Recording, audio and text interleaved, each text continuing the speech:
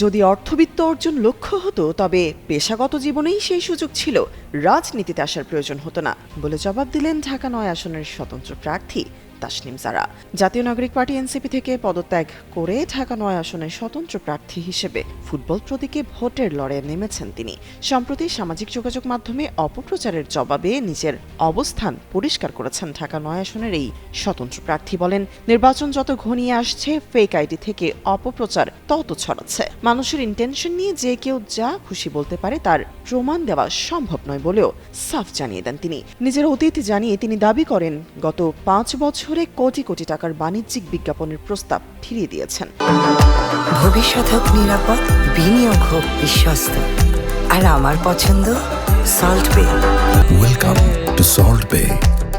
বর্তমানে ১,৩০,০০,০০০ অনুসারী থাকা সত্ত্বেও নিরপেক্ষতা বজায় রাখতে কোনো পেইড প্রমোশন করেননি। তার মতে, একজন চিকিৎসকের পরামর্শ হওয়া উচিত শতভাগ স্বচ্ছ ও নিরপেক্ষ, যা টাকার বিনিময়ে সম্ভব নয়। নির্বাচন ঘনিয়ে আসায় স্বার্থান্বেষী মহলের অপপ্রচারে বিভ্রান্ত না হতে ভোটারদের প্রতি আহ্বান জানান তাসনিম জারা। কেবল জনসচেতনতামূলক অলাভজনক কাজের সাথে যুক্ত থাকার কথা জানান তিনি। পোস্টের শেষে আগামী ৯ তারিখ ঢাকা ৯ আসনে ফুটবল মার্কায় ভোট দিয়ে নতুন ধারার রাজনীতি করার আহ্বান জানিয়েছেন ডক্টর তাসনিম জারা।